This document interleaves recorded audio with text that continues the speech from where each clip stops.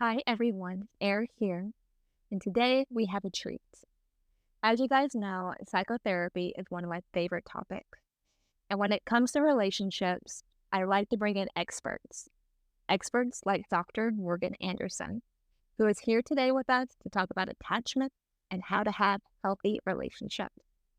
Welcome to the show, Dr. Morgan. Thank you, Air. I'm so excited to be here with you and your audience and share with you my attachment theory, wisdom, and anything that I can do to help you have healthy, securely attached relationships. I'm excited. I'm excited as well. Like I mentioned before, this is something I nerd out on when it comes to dynamics, attachments, connections, relationships. As professionals, I feel like we know a very strong difference between the three, but I feel like normally we don't get taught that growing up. So let's start here. What drew you into this topic to start with?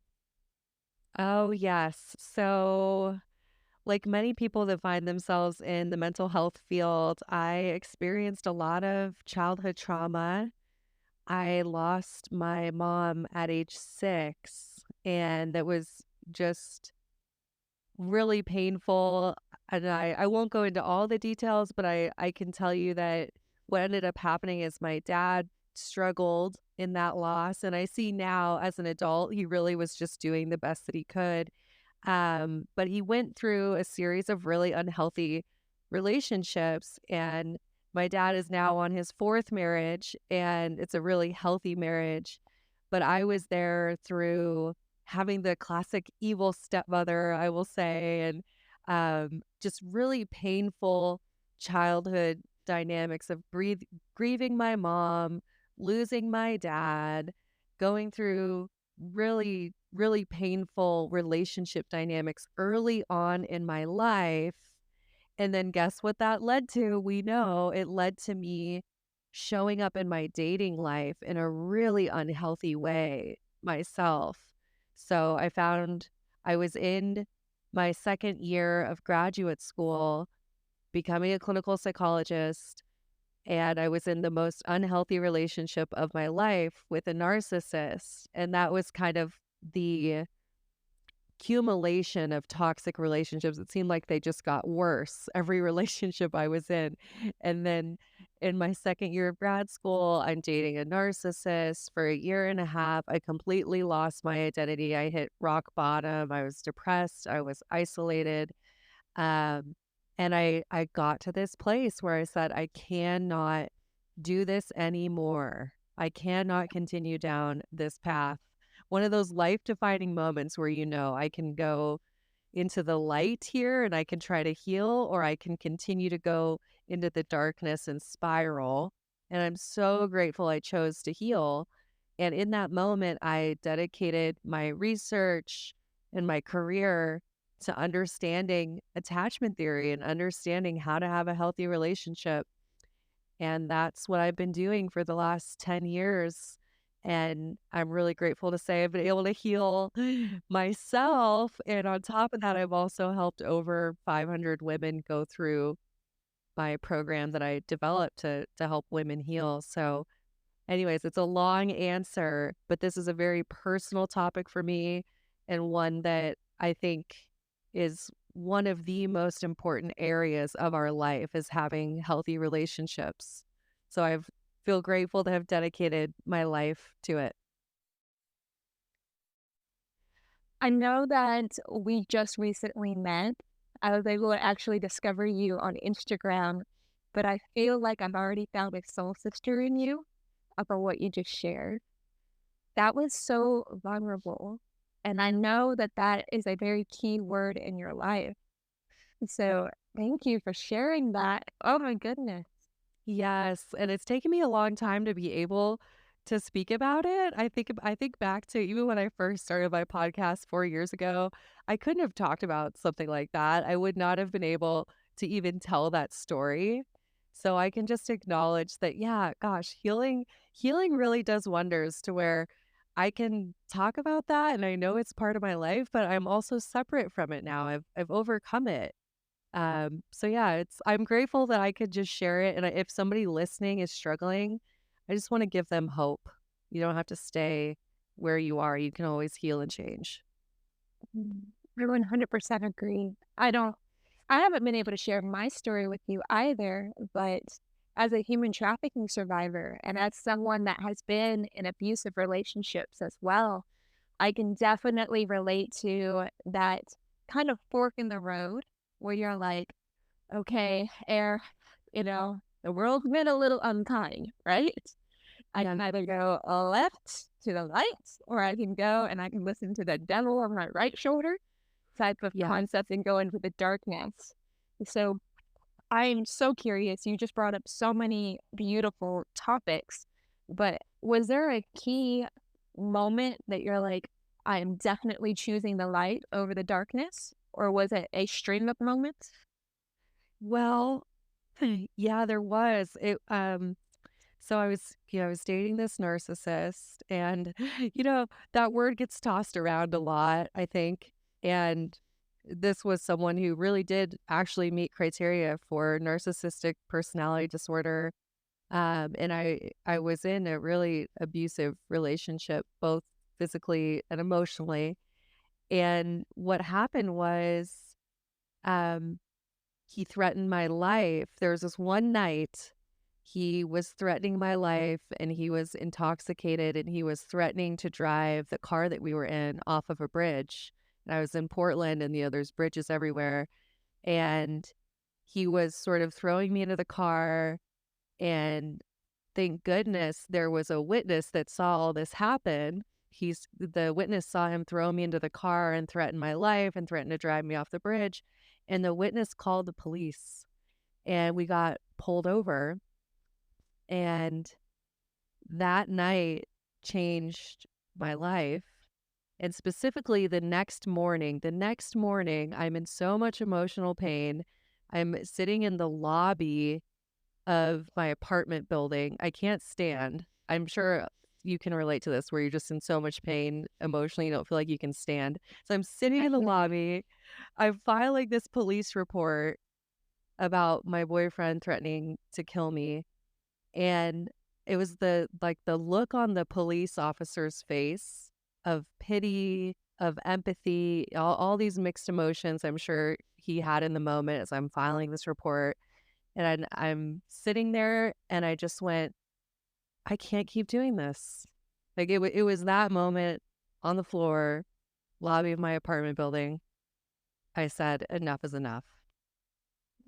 I'm so proud of you. I just have Thank you. body chills. And yes, I can't relate to your story exactly, but there's definitely been moments where I'm crawled up, on the bathroom floor. I discussed this in my book, Lotto Stop Traffic, about my story. I'm in a hotel bathroom because I have no home, I have nowhere to go, and I'm just like, this is not my life, right? This is Yes. Yes. over. Like, I'm done. Like, enough is enough. And Yes. there's something so intimate about that relationship. And I feel like it's a beautiful segue into what we want to talk about today, because that is a relationship. That's the relationship that we have with ourselves. And Yes. all healing has to start there. So tell me, you're the pro here, right? The I was like, you're the pro here. I'm willing to say it for us, right? How would you explain to someone that maybe is a little bit newer to this concept of like healthy relationships? Maybe she's the girl that just finds herself in toxic relationship after toxic relationship, or someone that has lost their parents and Mhm. never really had the ability to understand and learn that from childhood. What would you say is like an attachment versus a connection or a relationship? It's a really great question. I think I would start with the truth that there's such a spectrum when it comes to healthy relationships. Even if you're someone who hasn't experienced emotional abuse or abuse of any kind, you can still be in a relationship that's not emotionally well or that's not securely attached. And this is why I love attachment theory, because I want people to understand that for a relationship to add value to our lives, to be good, to be something that we can maintain for a long period of time, it goes back to secure attachment. And that does start with ourselves. I love that you said that, Arif. Absolutely. We have to start with our relationship with ourselves. And one of the key things that I do with women is you have to get to a place where you've processed and you've released your past trauma. I see a lot of coaches out there that just want to focus on, oh, just, use scripting to create the life that you want. And they just take clients to just focus on the future, which is beautiful. And I do that too. But that's not going to help unless we've released the trauma and released the unhealthy patterns, and rewired your brain to have healthy belief systems. There's so much that has to happen before we can then shift to, okay, what is it that you want? And stepping into that securely attached identity. So, and this is why so many people avoid it, because you and I know this, the only way forward is through, and it's painful. It's painful to process. It's painful to look at your past and release things, right? So many people stay stuck because they're not willing to go through the temporary pain that is required to release past trauma.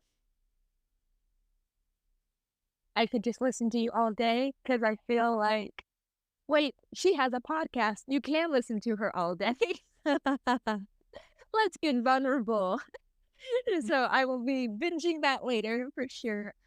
I had this kind of almost like breakthrough moment maybe about a year ago when I was on my own personal healing journey still. I had recently, or at that time recently, got out of a 4-year relationship with someone that was completely healthy as far as the relationship goes. There was no abuse, no toxicity, but that passion wasn't there. And I often feel when we are working on attachments that sometimes we forget that security also comes with intimacy. And it's not just about being not toxic. It's also about having the full spectrum of like healthy and happy emotions. So, Absolutely. That is such a good point. And whether it's secure attachment within ourselves or with a partner, if we're lacking that, then we will lack the willingness to be vulnerable, to be intimate, to be connected, to show up as our feminine selves. I know you talk about feminine energy, and I think a lot of women will beat themselves up about not being in their feminine energy enough, when the reality is it's not just a switch that we can turn on. It is a byproduct of an emotionally safe and securely attached partnership that has to be there in order for us to be safe, to be in our feminine selves. So it really all starts with secure attachment within yourself and secure attachment within the relationship. we could talk about polarity all day long. Yes. That is where I shine. Yes, I saw you have a lot of good content on that. Like, I really believe in the feminine and the masculine being in with oneself. It doesn't have to always be a partnership, but a partnership, as attachment theory goes, does really draw that out. And when you are in a safe, healthy, secure relationship, you can make magic happen. Those are the most those are those relationships. I don't like to call them fairy tales because I love Disney. I'll name all the princesses, let's go. But I also am very much more of like an Alice in Wonderland of like all the different connections and beautiful relationships that were shared in that story. Is more like how I see life goes. It's like, it's not just about romance. It's about friendship, and it's about adventure and exploration of oneself. Yes, I love that you say that. I have a quote I did a long time ago. It was one of my most popular posts on Instagram of all time. But and I'll see if I can remember it.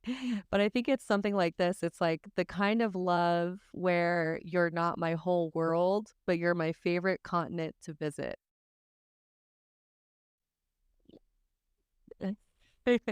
Right? Because so many women, we are given that fairy tale of, oh, your romantic life, your partner, your marriage, that's supposed to be your whole world, when that's a lie. It's simply part of our lives, and it really should add value. It should be a loving, wonderful thing, but it is not your entire life. And that is the trap that I feel like a lot of women, whether they've gone through trauma or they've almost had this generalized society trauma of you have to get married, you have to, fall in love, find Prince Charming, 2.5 kids and a white picket fence. And that can be very beautiful. Minus, I don't know how they're going to accomplish the 2.5 kids. When they do that, please let me know. Maybe like a dog is like half a kid, but my dog is There like we a full go. child. But let's take a beat for a second because I really want to break this down for everyone that listens. Because, yes, we do have a lot of people that come to this podcast because they are survivors of some type of abuse or they are survivors of like Mhm. refugee. I have several women that reach out to me that have had narcissistic relationships, that have been sexually assaulted or have had, a loss of parents or just don't have a happy relationship with their parents. And Mhm. my understanding of attachment theory is it does start in childhood and it shows up in your dating life, like you mentioned earlier. Can you break down?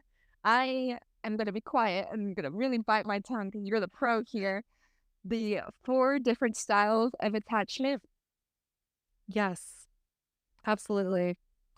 I like to start this off by reminding people that connection is oxygen, that we need connection as humans. And when you are born, you are immediately learning, how do I get connection? And your attachment style is essentially how you learned to be in order to connect and in order to be loved. And there are ways of being that are really healthy, such as secure attachment. And then we have three other, we would call them insecure styles, which I'll break down. And those ways of being are unhealthy to you. However, we have to remember they were what you learned to do at one point in time. It's simply a way of being that was learned, that was needed in order to connect. And connection is oxygen. It's survival. You needed it. So anytime I talk about this, I always want to let people know this is to be approached with compassion, with understanding for yourself. If you identify with the insecure styles, it is okay. We're simply learning and growing. And also normal that you will identify with more than one. And I would say just take note of that.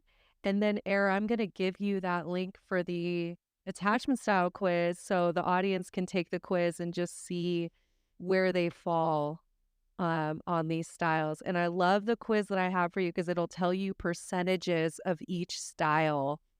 So you might be 25% secure and 50% avoided and 25% anxious. So all of that to say, use this as a tool. Don't judge yourself. And awareness is simply gonna help you grow. And yeah, I'm happy to jump into the styles now that I've said my little disclaimer. Okay, and if you want a tag team, I am here for you. I know that I'm like Okay. giving you a pop quiz out of nowhere, Oh, but I am so here for you. I do this all day, every day. I think I could recite these things in my sleep at this point. So I'm so passionate about this. It is like ingrained in me. Um, so yes, let's start. Let's talk about anxious attachment. Anxious attachment style is where you are devaluing yourself and you're overvaluing others. I have a definition I like, and essentially, if you have anxious attachment, you say, I would rather lose myself than lose a relationship. And this is where fear of abandonment comes in, also hypervigilance. And one of the main features of anxious attachment is high need for reassurance. So frequent reassurance seeking. This is that person who's sending those 17 text messages when they don't get a reply and they're spiraling and they're thinking the worst, that their partner's cheating on them, and they're never quite settled in the relationship because they're waiting for the other shoe to drop, so to speak, and they're predicting that they're going to be abandoned, and they're hyper vigilant about what can I do in order to not be abandoned. Mm. I feel that the anxious attachment style, if we're going stereotypically, it does tend to lean more into like the feminine energy versus the masculine energy. But more importantly, I want to go back to these women that are probably listening, and I'll even say myself included. I am actually identify a little bit more with a different insecurity attachment style in my past, but the anxiousness can be drawn out even if he was secure as a single woman in a relationship.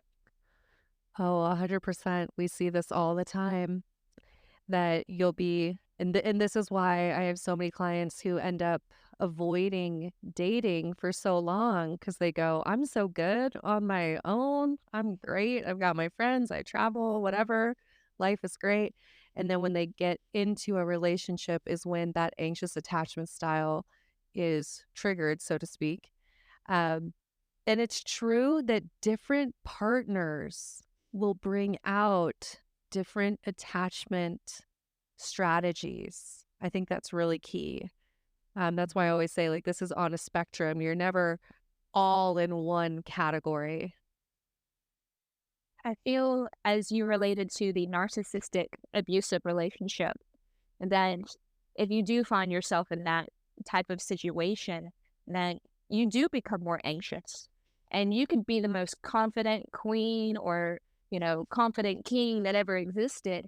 But there's something about the manipulation that can be really taken place when it comes Yeah. to anxiety. So, A narcissist is incredible at eroding your self-worth and making you believe lies about yourself and your worthiness. So you do start to devalue yourself and overvalue your partner, no matter how secure you have been in the past. That's absolutely true. that one is, I'm not going to raise my hand on any of these because, nobody could see it anyway. But I have fallen in that trap where there's something about when you engage with a narcissist. You can be someone that did the work. You could be someone in graduate school, right? Literally learning and hearing about this every single day. Hmm. Or you could be Beyonce because Beyonce fell into this trap, right? So with that, just anyone that does identify with the anxious when they do take your quiz, I want to give them hope that it's not always just you. Energy can be fluid. And then, like you said earlier, every relationship's different. And so you can be highly anxious in one relationship and then a different insecurity style, like avoidance, in another relationship. So Absolutely.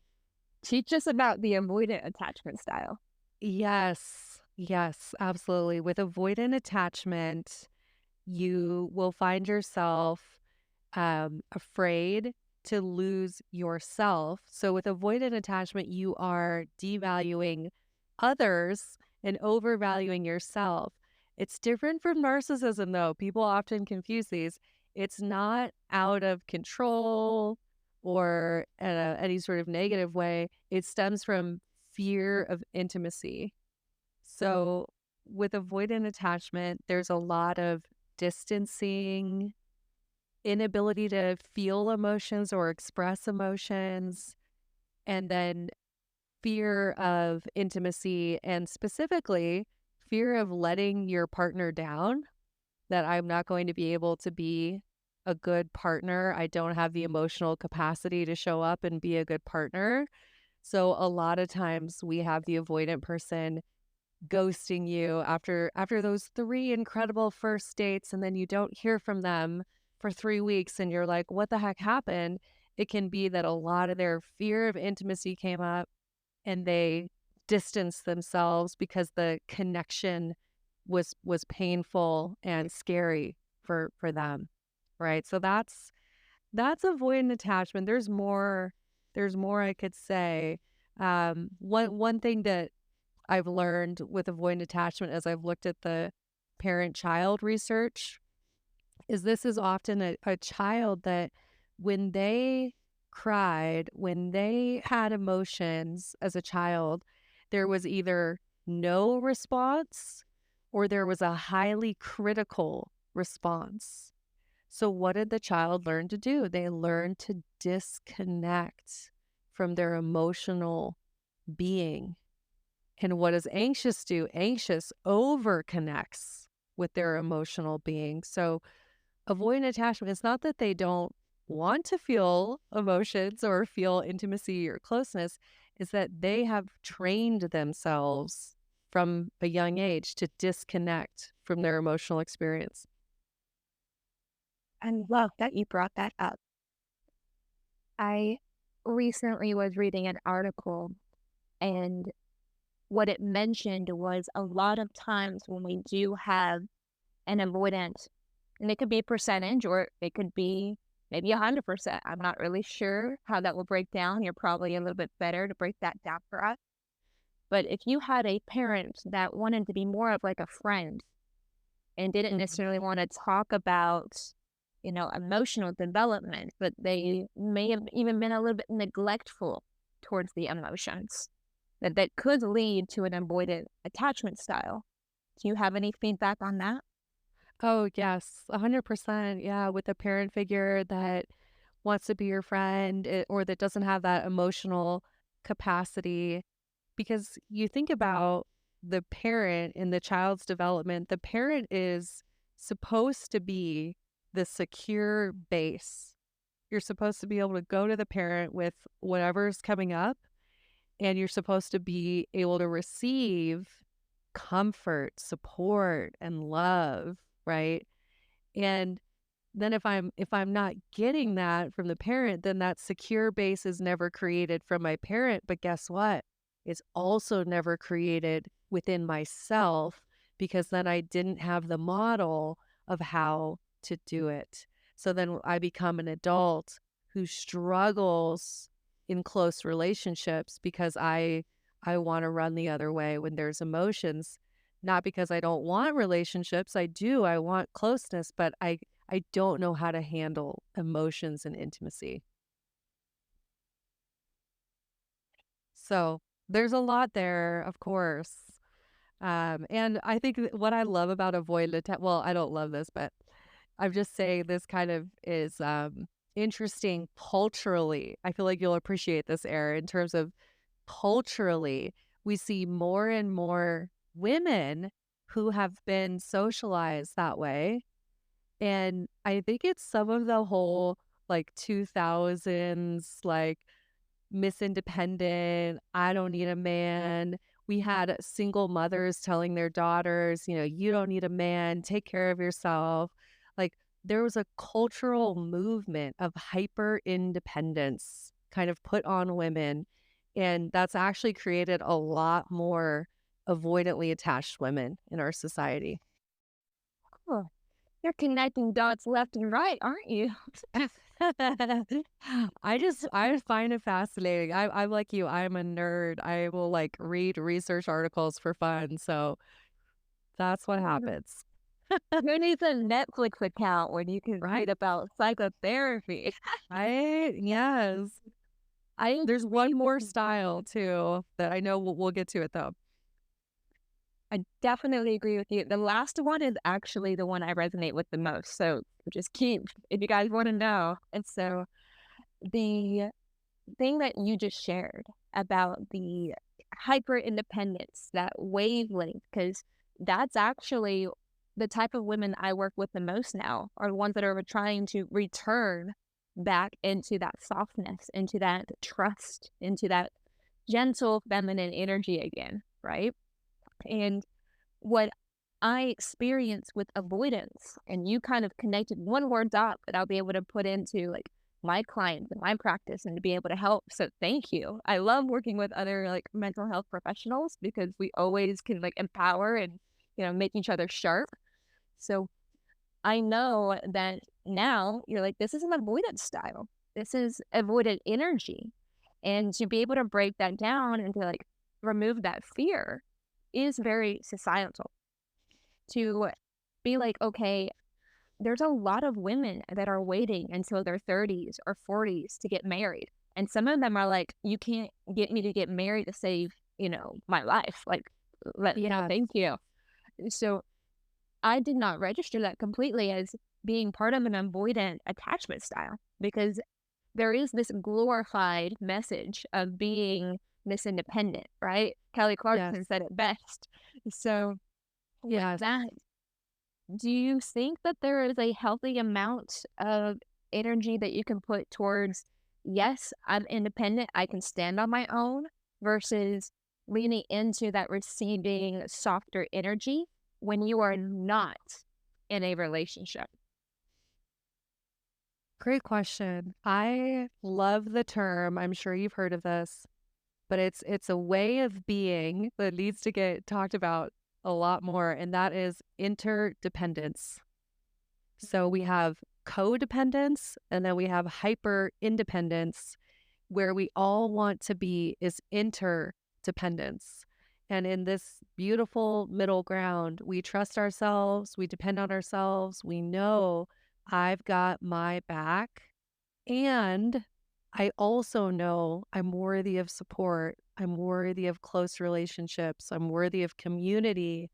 I'm worthy of receiving love, right? So it's this beautiful place that so many of us struggle to be, which is interdependence. And in that place, you can say, what are my desires and needs, and what is it that I want in my life? And also, what does it look like for me to be connected, whether that's to friends or in romantic partnership? What does it look like for me to also be connected and know that relationships enrich my life, they support me, and they make my career better? So many of us have believed this lie that our careers are impacted if we prioritize love or we focus on friendships, when the opposite is true. When you're more connected and supported, you thrive in what it is that you want to do in the world.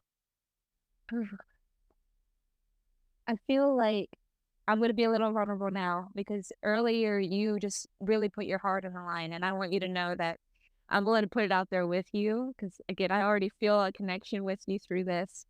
Is I would say for women or men that are kind of battling this anxious or avoidance, and again, that last one's coming up, guys. So, me personally, I recently actually ended a relationship. I would say maybe a couple of weeks ago. So, not far along at all as far as being back, in this on my own journey. But one of the key things that I recognized whenever our relationship kind of was coming to a closure was that interdependence of, okay, I built this up, right? You never get into a relationship thinking it's going to end unless you have an anxious attachment style. And then we've already been over that, right? Right. Yes. But you put a lot of energy, you try, you like resolve, and especially as you get older and you are dating in your 30s or your 40s or your 50s, it's harder to blend two people's lives because there's so many different experiences and background and baggage even or unresolved memories and trauma to like bring to, a new relationship. So one of the most critical things when I was trying to decide, should I end this? Is the psychotherapy part of me was like, nope, it's all about attachment. It's all about relationships. Everything can be resolved. We can work this out. And then the other part is maybe a little bit of fear. As women, we do put our hearts on the line a lot, and men do this too. But I'm just speaking from my personal experience. I've only ever been a woman. So with that, I felt like, okay, there's a lot of love here. There's a lot of nurturing, a lot of time. But am I also maybe fearful to walk away because of stability? Like to be on your own again is a different energy. And if you're in a relationship for so long, you kind of forget what it's like to be on your own and depend on yourself all the time, emotionally, maybe financially, maybe spiritually, mentally. So for me, it all broke down to one word. And you might be able to guess it, but I've already pop quizzed you once. So I'll go ahead and share it with you. But for me, it came down to trust. Can I trust myself that no matter what happens next, even if we end up getting back together down the line for whatever reason or paths cross again, can I trust myself in this area of my life? And that goes back to developing, I believe, is going to be the secure attachment within oneself to be able to have that in the next relationship. So, food for thought there. What do you think about that one? Yeah, well, I love that you shared that and thank you for being vulnerable with us. And I know that there's probably so many people listening who are in that same place. And I will say, I think it's a beautiful thing to be in a place where a relationship ends not because it's toxic, but because there's a realization of, wow, there's something else that I need to work on, or there's something else this other person needs to work on. And it's going to be mutually beneficial to separate, right? I think there's a lot of growth in that. So I cheer you on in that. And I'm glad that's where you're at. And I think being able to talk about separations, breakups in a way where it's like, hey, that's where I'm at. That's what's needed to grow. We don't always need to have like this shame about it. I think so many people are scared to open up about that. So I admire you sharing it. And I know that this will be a great period in your life where yes, we do have to be able to build secure attachment within ourselves first, and then we can build that with a partner. Appreciate that. Admittedly, this is where I can put my hand to the sky and say that my mindset was always not like this. Everybody, I feel like, has some type of childhood wounds that they overcome throughout their adolescence or throughout their dating as an adult. So, Yes. without further ado, because I feel like I may have been avoidant towards this last one, what at least, Well, Erin, just so you know, this was also my attachment style for a long period of my life. So you are not alone in this. A lot of people who experience childhood trauma of any kind, or trauma of any kind for that matter, even in their adult lives, they will experience this attachment style. So yes, without further ado, the final insecure style is disorganized attachment. This is also known as fearful avoidant. And with this style, you have traits of anxious and avoidant, and they're happening at the same time. Doesn't that sound fun? It's like well, it's like a pendulum swing. From one moment you could be anxious, the next moment you could be showing up with avoidant. With disorganized attachment, there's this deep desire for intimacy, and then at the same exact moment, there's a huge fear of intimacy. So these people, this was myself in the past as well, where you feel like you take two steps forward in a relationship and then two steps back. oh, I There's got knocked down. I'm scared. two steps forward and get knocked down, or right. And then there's also simultaneously fear of being abandoned and fear of losing yourself. You're experiencing both of those at the same time. There's a lot of confusion. When I think about this style, there's confusion about, what do I need? What do I want? How do I regulate my emotions? And there's also devaluing of self and then devaluing of your partner, kind of back and forth once again. So anyone who's either had this attachment style or has dated someone with this style, you know that it is emotionally taxing, it is draining, exhausting, and confusing. Very Mhm. confusing. I would say that out of all of the relationship dynamics, because it takes two to tango, right? And this goes back a little bit to polarity, is most of the time anxious partners up with avoidant. But I would say some of the most addicting relationships are actually two fearful avoidants getting together. Hmm. Yes. And so, Yeah, absolutely. That is true because um you are confirming each other's beliefs about love. So there's that. Um and then really just wounding each other over and over. So, yes. I'm kind of laughing a little bit. I guess I can laugh about this now, but it's like these people find each other too. Like it's not like they have to look.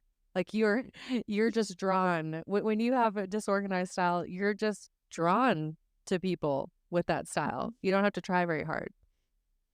I think it goes a little bit back to this polarity factor of, you know, the masculine versus the feminine. And again, both of these qualities are in oneself. So even with our conversation right now, we're probably a little bit more in our masculine energy because we're, hosting a podcast, right? Versus even between our relationship on this show, I'm probably more in my masculine energy than you are because you are the special guest. And I'm so grateful to have you and nurture you on the show as I host. So this is Mhm. actually super similar to whenever you get into fearful avoidant relationships or into anxious avoidant. Is they lean into this energy. So I would say in most United States relationships, they like the male to lead. Would you agree with that, or do you think I'm off base there? I think this is such a interesting conversation. This could probably be a whole other episode, so maybe we'll do it at some point, but I think that the gender dynamics are so unique to every single relationship. I think that there are men who are more comfortable in their feminine, and I know you agree with me here, and women who are just much more comfortable in their masculine. Um, but then you take that same man and they might get into another relationship and wow, the dynamic's different. So I just have got to this point where I say it just depends. It just depends on each relationship. I always tell people I never trick people because that's not the type of energy I want to bring. But I am so glad that that's where you took it because that resonates a lot better actually for me. That you went there's every single one's different. But Yes. most importantly, no matter what type that you find yourself in, it can still be secure. So teach us a little bit about that. How do you, after everything we've been through and everything we've covered, Yes. find Take us yourself somewhere in good. yeah, lead us to the light. I know. I love ending on secure attachment. So we have to know there is hope. And what I love about this too is as I was doing my research in attachment theory early on, there was so much that pointed to that you can't change your attachment style. That was the stance forever. In fact, in Amir Levine's book, Attached, one of his big arguments was that your attachment style is your attachment style. You can't change it. However, I have proven that wrong. Okay. Myself personally, along with over 500 clients. And there now is research that backs my point up that yes, you can change your attachment style. So no matter where you fall currently, you can become securely attached. So I want to give everyone that hope. And I do want to tell you my definition of secure attachment. I'm gonna read this because this is actually out of my book. I have a book called Love Magnet I wrote. It's my it's like if You Are a Badass and Amir Levine's attached, if those 2 books had a baby, that would be this book. So, And going personal a little nap development too. personal development and attachment theory in a way that is fun and easy to understand and easy to apply it to your life. That was the goal of this book. So this is out of page 71. But here's secure attachment. I can maintain my identity while becoming close to my partner. I value a close relationship with my partner and I value my independence. I feel having close relationships is one of the most important things in life. I can tune into and honor my boundaries. I can openly and honestly communicate my feelings and needs. I have capacity for my partner's needs and I make space to offer my partner support. My partner adds value to my life and is there when I need them, and I know that I do the same for them in return. Mm. So that's where we all want to be. I value myself and I value my partner. Love and relationship feels good. It feels easy. And I'm willing to show up in it. I have the emotional capacity to show up and express myself. And I expect that from my partner as well. Open, honest, direct communication. And love gets better and relationships get better and more vulnerable and more connected over time as they develop in a safe and reliable manner. Mm. Thank you for sharing that. I already have like 7 books, but now I gotta put another book in there and I'm excited. Hey, this one's a quick read. It's a quick read. It's experiential, which I love. I'm like, get out your journal because I'm not going to let you read the book and not do some work. But Oh, yeah. it's it's um it's what I needed. Gosh, if somebody would have handed me this book in my early 20s, it really would have saved me a lot of pain and heartache. And that was my goal. Like I just want to help people. I wanna ask you one more question because this one was, like, one of the ones I was like, "If I don't get to ask anything, can I ask this one?" Because the secure attachment, which is the goal, and I love your definition, that was so beautiful of a definition for it. Even if you find yourself in a secure relationship, like I was sharing with the 4-year relationship I had a few years back, is it was very secure. He had my back, I had his back. I didn't have to worry. There was no anxiety, like, a true teammate type of like relationship. So with that, you can still have secure relationships that have moments of anxiety and avoidance, Yes. Oh, right? thank Like goodness you said this. Yes, absolutely. it's not just cherries all the time, right? So No. how does that show up? And how, more importantly, can you resolve that to continue your secured relationship? I've been thinking about this a lot lately because I'm going on 3 years with my partner, and I've been in secure relationships before, but this is by far just my best relationship. And uh, so, obviously, given that time, we've had our ups and downs, as does any securely attached great relationship. There's always going to be moments of conflict or moments of disorganized attachment or your old attachment strategies coming out, right? Like that's always going to happen. But the beautiful thing about secure attachment is when you have a connection where those moments of conflict or those moments of challenge actually allow you to grow closer as a couple, and you learn how to repair in a loving way. You learn how to move back to secure attachment in a loving way and quickly and in a way that makes you stronger as a couple.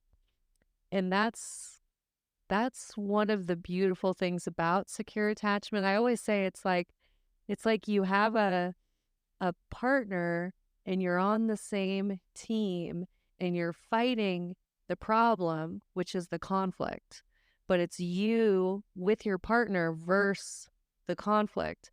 In an insecure dynamic, it's you versus your partner and you're fighting each other. Yes, yes, yes. That is one of my favorite quotes. I say it maybe 10 times a day. Yeah, Problem. I'm not the problem. The problem is the problem. Would you like to fight the problem with me? exactly. Oh, Yeah. are fantastic. Can I keep you in my pocket? You can on the podcast, on the Let's Get Vulnerable podcast, 380 plus episodes. There you go. That was perfect. I love how you did that. You made my job so much easier. There you go. But let's go ahead and go there. I've appreciated having you on the show so much. I love your content on Instagram. I'm definitely going to listen to some of these episodes on the podcast. Your book, can you remind us the title one more time? Yeah, the title is called Love Magnet, Get Off the Dating Roller Coaster and Attract the Love You Deserve. There's another Love Magnet on Amazon, but it is a lesbian love story. So that is not my book, but I'm sure it's good as well. It was like, but it'd be interesting. But yeah, if you look up Dr. Morgan Love Magnet, you'll find it. It's right there on Amazon. Perfect. And then I'm going to put your quiz in the show notes. And then I'm going to go take it. I'm going to be vulnerable because let's get vulnerable, right? Yes, I'll you put have my to. results up Good. for everybody. And I'll even tag you that way everyone could see it because I'm someone that it's okay. Even if I'm not trying to be perfect. I'm trying to be authentic. So Yes. my results, if I have anxiety, I have anxiety. If I'm avoidant, I'm avoidant. If I'm fearful avoidant, I'm fearful avoidant. But more importantly, if you can have that heart to heart with yourself, take this quiz by Dr. Morgan and be able to look in the mirror or put your feet to the fire, that's when change starts, is when you start trusting yourself and being honest. So Exactly. if they can't find it for whatever reason, like they have issue with the show notes, is there another way to access it? Maybe online for you? Yeah. Yeah, if you just go to my Instagram account, it's just at Dr. Morgan Coaching, Dr. Morgan Coaching, and you click the link in my bio, it'll say attachment style quiz. So you just click that link and it'll take you right to the quiz. Marvelous. You just made You're a pro. I'm done. Or Hey. I need a mic to drop, but I don't live in that. Well, this was such a fun interview. I love these topics. Obviously, this is what I live and breathe every single day.